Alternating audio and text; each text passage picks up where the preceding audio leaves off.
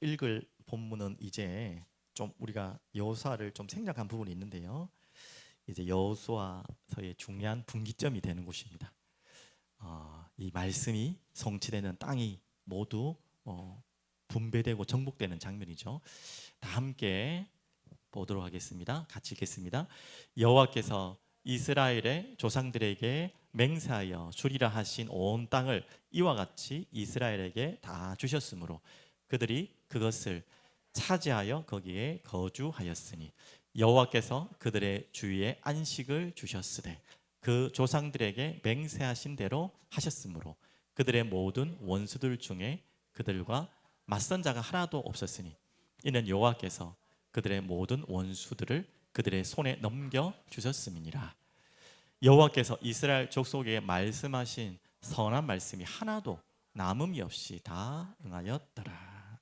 아멘. 오늘 말씀 제목은 나의 주, 나의 전부라는 말씀의 제목입니다.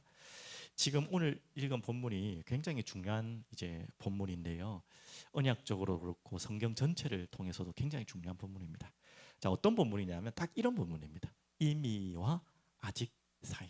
어렵게 이해되시겠지만 성경에서는 하나님이 계속해서 우리는 시간의 개념을 살고 있는 우리에게는 조금 엉뚱하기도 하고 조금 너무 이해되지 않는 말씀들을 하세요. 그 중에 대부분의 말씀이 뭐죠? 주었다, 끝났다, 다 했다, 이루었다, 그렇게 말씀하세요. 근데 아닌데 그게 바로 임입니다. 하나님은 약속을 주시고 그리고 그 아직이라는 우리의 이 삶 속에서 이루어 가시는 것이죠. 그래서 임의와 아직. 그래서 그 사이에 우리는 살아가기 때문에 우리는 반드시 그렇다고 이미 완성하신 그 언약을 우리가 절대 놓치면 안 되겠죠. 그렇다고 그것이 이제 우리가 살아가는 삶 속에서 항상 우리의 뭐죠? 목표와 방향과 기준이 되야 되는 거죠. 자, 그래서 여러분과 저희는 임의와 아직 사이에 살아가고 걸어가고 있는 인생을 살아가기 때문에 가장 중요한 것은요, 무엇을 바라보고 갈 것인가. 그게 너무 중요해요. 그게 목표죠. 그리고 그 바라보는 목표가 있다면, 목적지가 있다면 어떤 의지와 동력을 할 것인가. 이게 너무 중요하죠. 우리 아이들 이번 여름 성경학교 때 저도 그 전에 한번 봤지만 또 몇 번 본 친구들도 있던데 철로 역정을 봤습니다. 야, 그렇게 길지 몰라가지고 2시간이나 하더라고요. 대충 알았지만 늦게 봐가지고 아이들 잠이 왔을 텐데 저도 다시 한번 쫙 보면서 한 2번째 봤나 제가 3번째 봤나 봤는데 그때는 제가 메모를 하면서 봤어요. 완전히 이거는 어린아이 만화처럼 보이지만 알다시피 성경 다음으로 많이 읽어진 책이거든요. 존 버년의.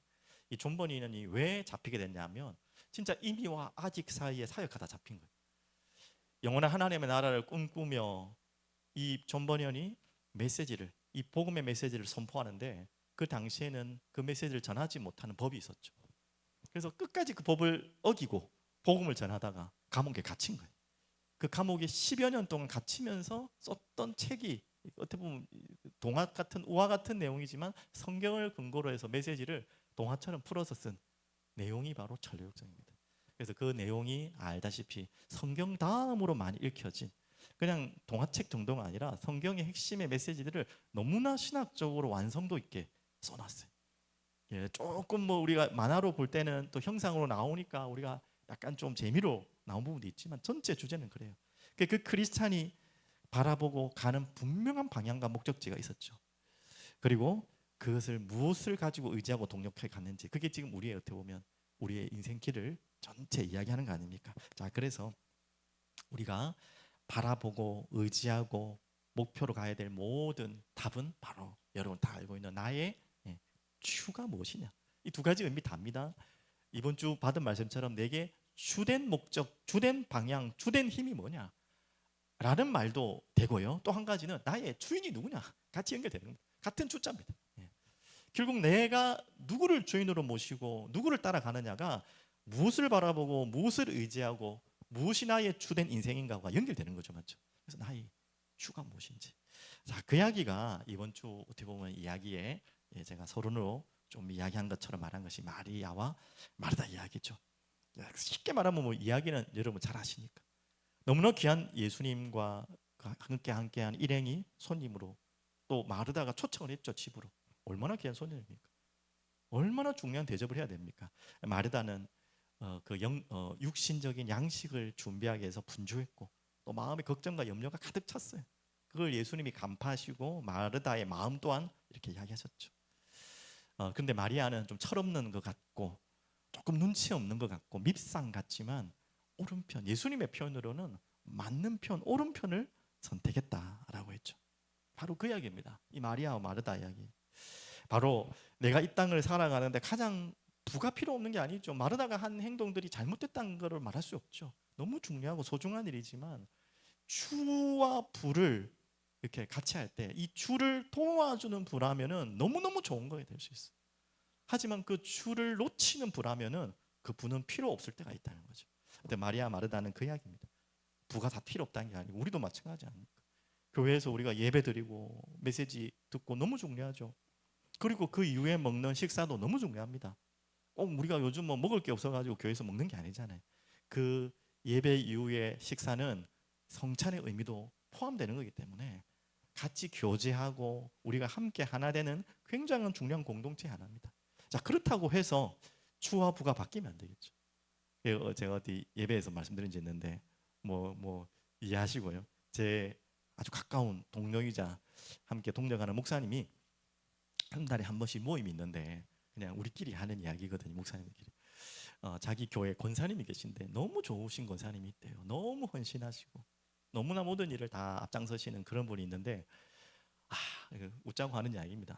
답답하다는 한 번씩. 너무 이제 어르신이고 나이가 많으니까 몇 번 이야기를 해도 잘 못 알아듣는. 그 이유가 뭐냐면 이분은 이제 어르신이기 때문에 저는 잘 개념을 잘 모르겠는데 밥을 하는데 갓 해야지 맛있잖아요. 미리 해놓으면 맛이 없잖아요. 근데 그게 너무 중요한 거예요. 그래서 밥을 미리 해놓으면 되는데 이제 예배 끝날 때쯤에 맞춰서 밥이 되도록 하려고 하니까 이 시간 타이밍이 안 되잖아요. 그럼 반드시 예배 중간에 메시지 중간에 나가야 된다. 그러니까 항상 매주마다 이제 밥 그때 하려고 나가시는 거예요. 아유, 그러실 필요 없다고 그냥 미리 해놓으셔도 된다고 예배 전에 해놓고 가셔도 된다고 하니까 할머니 권사님이니까 안 된다고 그러면 밥맛이 없다고 아무리 이야기해도 안 되는 거죠, 맞죠? 가볍게 웃자고 하는 이야기지만 어떻게 보면 이 작은 이야기가 어떻게 보면 그 할머니 권사님에 대한 죄송한 이야기, 제가 모르는 분이라서 죄송한 이야기가 되겠지만 자기 자신에게도 큰 손해가 될 수 있죠. 거의 결론 전에 항상 나가시니까 그 우리 교회랑 숫자도 비슷하고 하니까 다 뻔히 보이잖아 얼굴이. 말씀 전하는 목사님도 마음이 이게 좀 안타깝고 그리고 이제 같이 앉아 계신 분들도 가장 중요한 권사님이 자꾸 나가버리시고 뭐 하는지 아니까 미안하고 그리고 그분 자신도 그 중요한 메시지를 또 그때마다 놓치고 맞지 않습니까? 근데 그 의도와 중심은 너무 아름답고 이거 어떻게 됩니까? 맞죠? 이 말이다 마르의 이야기가 좀 비슷한 이야기 같잖아요. 맞죠? 그래서 우리에게 뭐가 중요한지 이건 하나의 작은 예지만 뭐 더 많은 우리 인생에는 큰 일이 많죠. 조금 더 다르게 이야기하면 실제적인 일상의 분주함과 실제적인 양식을 위해서 예수님과의 친밀한 교제와 말씀을 듣는 영적 양식을 놓칠 수 있다는 거예요. 마리다는 그 자리에 있었던 거죠. 자기가 동기가 나빴던 건 아니지만 실제적인 양식을 준비하기 위해 마음이 분주해서 정말 중요한 예수님과의 친밀한 교제와 말씀의 양식을 듣는 그 자리를 놓칠 수 있다는 거죠. 그 이야기. 그래서 예수님이 이 결론을 내린 겁니다. 마리아에게 칭찬하시면서 빼앗기지 아니하리라. 예수님께서 마리아가 선택한 편이 좋은 편이라고 말한 이유는 빼앗기지 아니하리라고 말씀하신 것은 그 예수님과의 친밀한 교제, 그분의 말씀을 듣는 것을 주로 최우선으로 삼을 때 얻게 되는 영적인 유익과 평안은 그 구원의 비밀은 어떤 것으로도 빼앗기지 않는 영원한 것이 될 것이라는 거예요. 그와 반대로 마르다의 분주함, 그로 인해서 얻는 것들은 다 지나가는 거잖아요, 맞죠? 그래서 어떤 것을 여러분들이 주로 생각할 것인지 하나의 작은 일화지만 우리에게는 많은 일상 가운데 의미와 아직을 살아가는 그 가운데 많은 선택이 있죠. 선택이 너무 선택이 많아요. 그때마다 여러분이 내게 뭐가 주가 되는지를 확정해 놓으시고 그 주를 받쳐주는 보조되는 모든 것들이 다 필요해요. 필요하되 이 보조되는 부가 주를 가리는 것이든지 주를 도와줄 수 없다면 가감하게 여러분 쳐낼 수 있는 그런 믿음과 은혜가 있기를 간절히 기도드립니다. 자, 그래서 예수님의 주 사역은 무엇입니까? 많은 치유 사역, 기적의 사역, 전도도 하시고 제자도 가르치시고 그 모든 사역을 했지만 그 모든 사역의 방향과 목적지와 목표는 뭐였습니까? 바로 십자가 사역이었죠. 자, 그래서 한 번만 더 말씀 정리해 볼게요. 다 함께 우리 아이들하고 같이 읽겠습니다. 친히 나무에 달려 그 몸으로 우리 죄를 담당하셨으니 이는 우리로 죄에 대하여 죽고 의에 대하여 살게 하려 하심이라. 그가 채찍에 맞음으로 너희는 나음을 얻었나니. 너희가 전에는 양과 같이 길을 잃었더니 이제는 너희 영혼의 목자와 감독 되신 이에게 돌아왔느니라. 우리를 영혼의 목자와 감독에게 돌아올 수 있도록 우리는 제 길을 가는 죄를 짓고 엉뚱한 길로 갔던 우리를 다시 거꾸로 읽었는데요.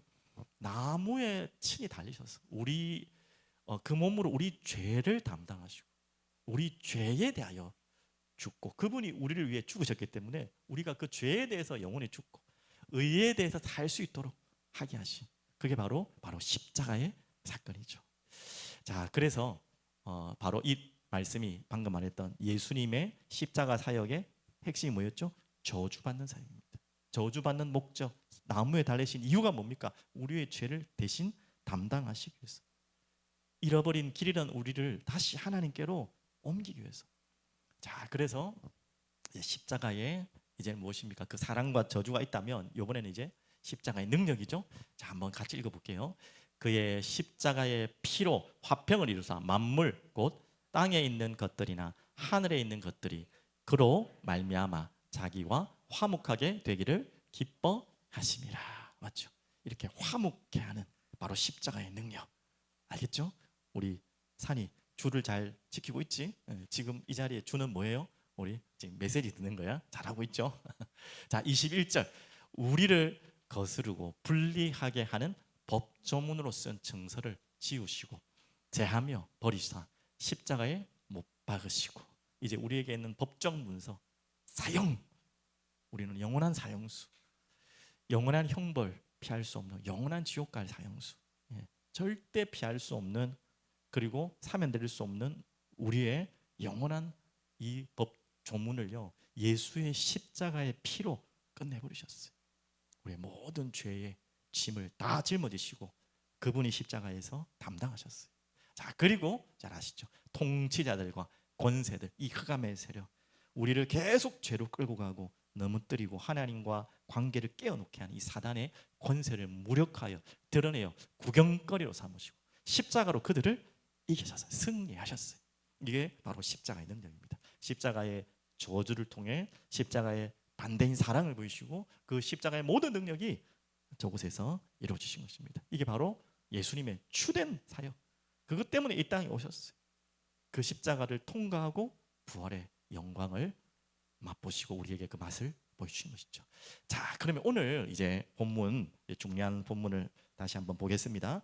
오늘 보면 이제 43절에서 45절까지 읽었는데 약속의 하나님입니다. 한번 읽으셨지만 알겠죠? 어떤 약속입니까? 이미 여호수아를 부르시고 이미 뭐 그 이전부터 하나님이 특히 여호수아 1장부터 여러분 알고 있는 본문이 있죠.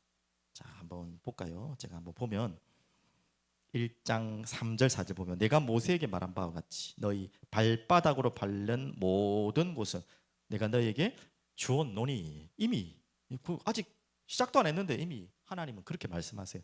그 광야와 이 레바논에서부터 큰 강 유브라데 강까지 해쪽 속에 온 땅과 또 해지는 쪽 대까지 너희의 영토가 되리라라고 약속했던 그 말씀이 이제 드디어 완성된 장면입니다. 자, 너무나 감격적인 장면이죠. 자, 그래서 오늘 그 이야기입니다. 43절부터 45절은 이겁니다. 온, 모든, 다. 여러분 이 부분이 굉장히 중요하거든요. 다시 한번 볼까요? 43절 여호와께서 이스라엘 조상들에게 맹세하여 주시라 한 온 땅을, 맞죠? 분명히 나와서 온 땅을 이와 같이 이스라엘에게 다 주셨으므로 그들이 그것을 차지하여 거기 거주하였으니 여호와께서 그들의 주위에 안식을 또 주셨어요. 그때 참된 이제는 하나님의 나라, 이 가나안 땅 정복은 천국을 상징하는 것이고 영원한 하나님의 나라의 예표를 설명하는 거죠. 안식을 주셨으며 그때서야 찾아오는 게 진정한 평안과 안식이죠. 그 조상들에게 맹세하여 맹세한 대로 맹세하신 대로 하셨으므로 그들의 모든 원수들 중에 그들과 맞선 자가 하나도 없었으니 이는 여호와께서 그들의 모든 원수들을 그들의 손에 다 넘겨주셨습니다. 제가 다는 아닌데 제가 읽었어요. 여호와께서 이스라엘 족속에게 말씀하신 선한 말씀이 하나도 남임없이 다 응하였더라. 한마디로 이미 한마디로 모든 다 이렇게 성취하신 내용이 나옵니다. 자, 오랜만에 한번 그림 한번 볼게요. 어떻게 땅이 분배되고 완성되는지 이렇게 됐습니다. 보이시죠? 자, 대충 보시면 중요한 게 저 긴네렛 호수 보이죠? 저가 이제 갈릴리 호수 바다라고 하는데 거기고 쭉 밑으로 나오면 사해가 보이죠. 그래서 그 갈릴리와 사해가 요단이에요. 요단이 중요하잖아요. 그래서 요단의 오른쪽이 동편이잖아요. 거기에 므낫세, 갓, 루벤. 그리고 므낫세는 두 곳이 있죠. 그래서 반 나눠졌어요. 므낫세의 반지파가 요단의 오른쪽 동쪽 편에 먼저 그 땅을 차지하죠. 여러분 이야기 들으셨잖아요. 그래서 이들이 이제 여기를 먼저 달라고 하니까 여호수아가 모세에게 먼저 말씀했죠. 모세가 말씀했을 때 그러면은 다른 민족들이 어떻게 생각하겠냐? 같이 가야지. 그래서 이들이 여자와 짐승들 빼고는 아이들 빼고는 장정들은 다 같이 들어가서 그것도 가장 먼저 요단을 앞서서 건너서 모든 땅이 정복할 때까지 끝까지 돌아오지 않겠다. 너무 선한 약속을 했기 때문에 거기에 합의를 보고 요단 오른쪽 동편에 두 지파 반이라고 봐야겠죠. 완성되고 그 이후에 요단을 건너서 지금 이 서쪽에 있는 땅이 다 정복되어지고 분배되어지고 정복되는 장면입니다. 그게 오늘 읽었던 45절까지 일어난 일이고요. 제가 중간중간에 이렇게 넘어간 이유는 각 지파마다 분배된 땅과 어떻게 그 땅이 이제 정복되었는지에 대한 내용들이 나오기 때문에 쫙 지나가고 이 부분만을 지금 보고 있습니다. 자, 그러면 이렇게 완성됐는데 여러분 이제 조금 의문이 생겨야 됩니다. 조금 이 하나님 말씀이 이게 다 아닌 것 같은데 라고 질문이 나와야 돼요. 이미 완성됐지만 아직 이게 참 하나님의 말씀에 항상 흘러가는 거예요. 이미 다 주었다, 다 너에게 줬다, 다 끝냈다 하는데 이미 여호수아 들어갈 때부터 그 말씀하셨고 이제는 그 말씀이 성취된 것 같은데 아직 아니거든요. 솔직히 말하면 왜 아니라고 하냐면 여러분들이 여호수아 읽어보시면 아시겠지만 그 이전에 좀 말씀드리면 신명기 7장 1절부터 5절, 20장 16절 18절은 그들을 뭐라고 했죠? 진멸하라. 그들과 언약하지 마라. 그렇지 않으면 그들에게 올무가 되리라. 여호수아서 또 뒤에도 나온대요. 여호수아가 직접 말했어요. 만일 돌아서서 그들과 통하면 그들이 너에게 올무와 덫이 되며 옆구리에 채찍과 눈에 가시가 되겠다. 한마디로 완전히 다 가나안 족속들을 다 몰아내고 진멸하라 했거든요. 근데 여러분 알 것서 지나가서 모를 수도 있겠지만 진멸 다 됐습니까? 안 됐습니까? 안 됐어요. 근데 또 오늘 말씀은 다 끝났다고 그러고 이게 뭐 성경의 모순 같은데 이게 모순이 아니라 이미와 아직이라는 이 언약 속에 하나님 말씀하신 것입니다. 좀 예를 들어볼까요? 여호수아서 13장에는요 아직 얻지 못한 땅이 많이 남았도다. 북부 블레셋 그 술 가나안 지역에 잔존하고 있어요. 아직도 남아 있었습니다. 다 정복하지 못했어요. 그 정복은 이후에 왕정 시대 때나 정복이 됩니다. 지금 정복이 안 됐어요 아직. 여호수아 16장 10절에도 나옵니다. 거기는 이제 에브라임 지파가 얻어들 땅인데요. 겟셀이라는 족속, 겟셀에 사는 가나안 족속을 쫓아내지 아니하였으므로 오늘까지 조공을 바치며 함께 살더라. 이게 되셨습니까? 왜 못 쫓아냈다고요? 이유가 있죠. 뒤에 조공을 바쳐. 이게 뭐길래 완전히 쫓아내지 못했어요. 적당히 타협한 거죠. 하나님은 분명히 다 쫓아내렸는데 여호수아서 17장 12절에 13절에 나옵니다. 여기는 므낫세가 담당해야 될 땅인데요. 평야 성읍인데 그 지방의 가나안 족속이 그 땅에 거주하려 함으로 그들을 다 쫓아내지 아니하였고 뒤에가 재밌어요. 노역하는 자가 되었더라. 이제는 아까 조공 바쳤고 이번에는 뭐 한다고요? 노예 삼아가지고 얼마나 좋아, 얼마나 부러먹기 좋아. 노예로 삼았어요. 그렇게 하라고 하는데 하나님이. 여호수아서 17장 16절 18절에도 또 나옵니다. 철병거 문제 나오는데 평야에 철병거를 가진 가나안 성읍들로 인해 정복의 난항을 겪게 되고 결국 그곳을 정복하지 못하는 장면도 또 나옵니다. 아니 분명히 그래 됐고 그 뒤에 정복되고 그 다음에 21장 43절 45절이 아니라 이 말씀이 증거되는 데까지도 정복이 못 됐다니까. 근데 하나님은 이미 다 정복한 것처럼 거짓말이 아니고요. 완성한 것처럼 이야기하죠. 그리고 알다시피 사사기로 넘어가는데 아까 말씀드린 것처럼 정복하지 못했던 남아있던 그 잔존의 흔적들이 그 사사기의 그 처참한 역사를 만들게 하죠. 그 가나안 족속들과 동원하고 우상을 섬기고 아시잖아요. 그러면서 주객이 전도돼 가지고 이제는 반반 섬기다가 주가 그래도 여호와 신을 섬기다가 부가 이런 가나안 신들을 함께 섬기되다가 어느 날은 주와 부가 바뀌어가지고 완전히 가나안 신이 주가 되는 주신이 되어버렸죠. 그 이야기가 계속해서 사사기 이야기입니다. 그때마다 또 심판하시고 사사를 세우시고 얻어터지고. 자, 그런데 이미 아직과 이야기인데 오늘 말씀이 조금 이해 안 되지만 하나님은 이미 완성했다는 그 이유를 하신 이유가 뭐냐면 조금만 더 나가 볼게요. 그 중에 하나 많은 이 지파들 가운데 가장 중요한 지파, 뭐 중요하다는 말이 언약적인 의미입니다. 어떤 지파죠? 12지파 중에 언약적인 관점에서 가장 중요한 지파, 12지파 중에 예수님이 오실 지파. 예수님 무슨 지파일까요? 베드로 지파. 아닌데 유다 지파예요. 유다 지파에 예수님이 오시죠. 그럼 유다 지파가 어떻게 땅을 정복했는지가 굉장히 중요하죠. 유다 지파 또한도 어떻게 했죠? 그 땅을 다 정복하지 못했어요. 그 중에 한 곳이 어떤 곳이냐면 결론으로 바로 넘어갈게요. 바로 여부수 족속에 있는 족속. 여부수 족속에 있는 그 예루살렘, 지금 예루살렘이거든요. 예루살렘이 얼마나 중요한 의미인지를 아시겠죠? 왜 중요한지도 알겠고, 그 여부수 족속이 유다와 므낫세 지파 사이에 딱 있어요. 그래서 유다 지파라고도 하고 므낫세 지파라고도 하고 섞여 있기 때문에 각각 좀 다르게 나오긴 하는데 하여튼 굉장히 중요한 적이죠. 그곳을 아직 완전히 몰아내지 못해요. 여부수 족속을 몰아내지 못해요. 언제 이 여부수 족속을 몰아내는지 아십니까? 언제가 돼서요? 사사기서의 일상에 보면 잠시 몰아냅니다. 하지만 완전히 정복하지 못해요. 또 이 장소가 너무 중요하잖아요. 거기까지 가나안 족속을 다 몰아내지 못했다니까. 언제서야 정복하냐면 재밌는 장면인데 다윗 왕에 와서야. 얼마나 많은 시간이 또 흘러갔습니까?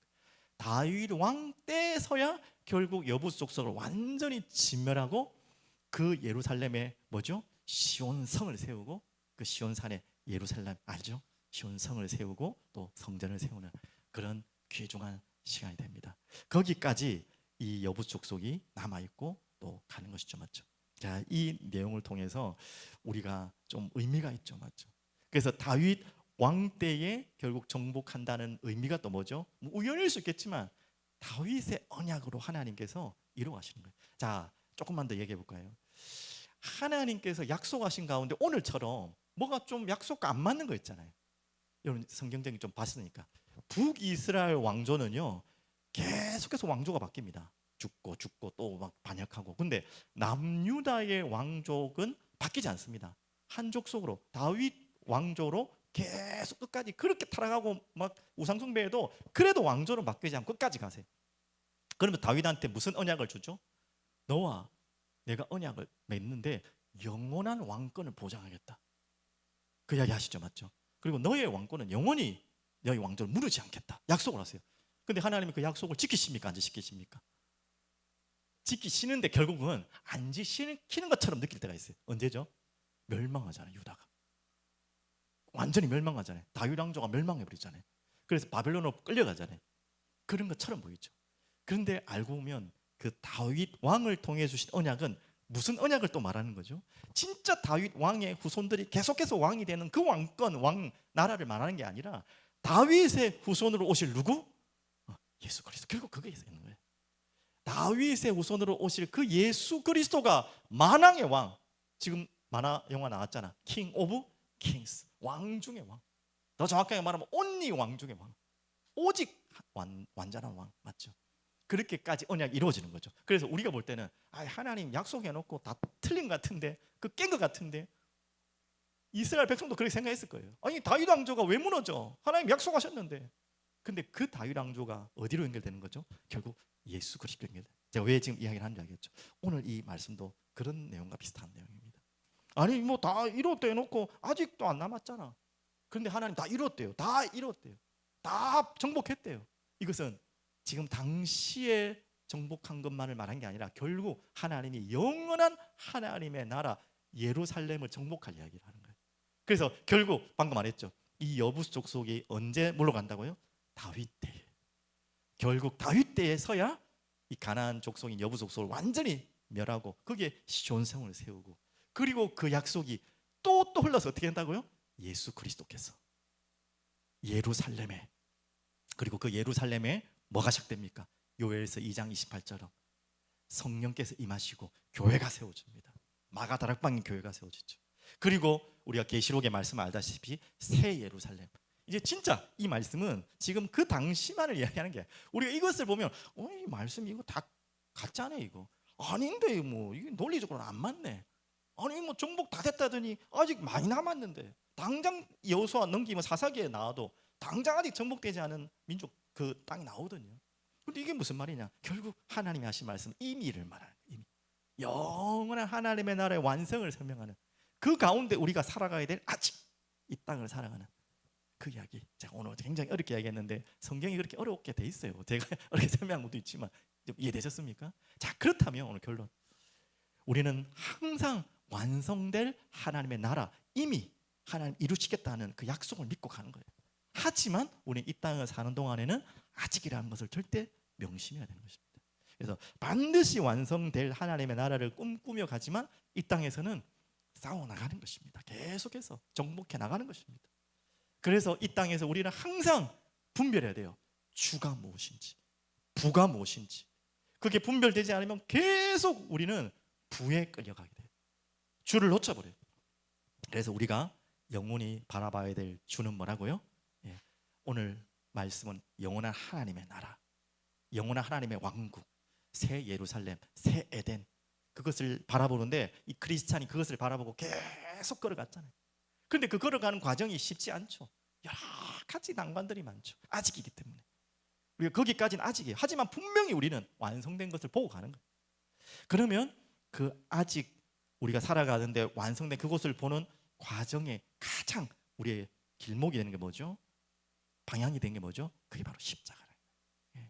절대 십자가를 놓치지 말고 십자가를 따라서 마지막 새 예루살렘, 완성될 저 하나님의 나라, 완전히 정복될 그 하나님의 나라를 꿈꾸며 우리는 싸우면서 나가는 것입니다. 그래서 계속 이 땅에서는요, 그 불을 제거하는 싸움이에요. 계속해서 가나안 땅 가서도 정복했지만 또 싸워 나가잖아요. 계속 그 이야기입니다, 맞죠?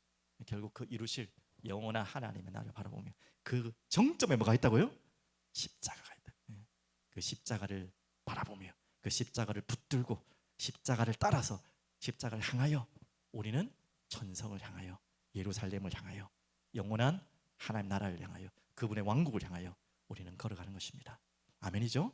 오늘 그 은혜가 여러분 있길 바라고, 그러면 아직이라는 이 땅을 살아가는 동안에 여러분 기도하시면서 곰곰이 한번 질문해 보십시오. 나에게 아직도 완전히 버리지 못한 가나안의 족속이 무엇인지, 여부수 족속과 같은 아직도 남아있는, 나도 모르게 어느 정도 타협하고 있는 그분이 무엇인지를 한번 곰곰이 생각해 보시고, 오늘 완전히 하나님 앞에 결론 내리고 결단 내리는 그런 은혜가 있기를 간절히 기도합니다. 기도하겠습니다. 전능하신 하나님 아버지, 감사와 찬양을 드립니다. 오늘 이 가나안 땅이 정복되는 완성의 말씀을 우리에게 허락하셨습니다. 하나님, 이미 우리에게 완성된 하나님의 나라를 항상 바라보며 그곳을 꿈꾸며 그 예루살렘을 향하여 우리를 걸어가게 하신 줄 믿습니다. 하지만 아직 이 땅에서는 완성되지 못한 것 같은 많은 일들이 있습니다. 하나님, 그래서 우리에게 정말 바라봐야 될 주된 목적과 우리의 주님과 그 주님의 십자가를 우리가 단 한순간도 놓치지 않고 그 십자가를 따르며 그 십자가를 지고 걸어갈 수 있도록 우리를 인도하여 주시옵소서. 우리에게 이 주를 가로막는, 주된 길을 막는 모든 부된 것들이 오늘 이 시간 하나님의 은혜와 믿음으로 결단으로 버려질 수 있는 은혜가 시작되게 하여 주옵소서. 살아계신 예수 그리스도 이름으로 기도드립니다.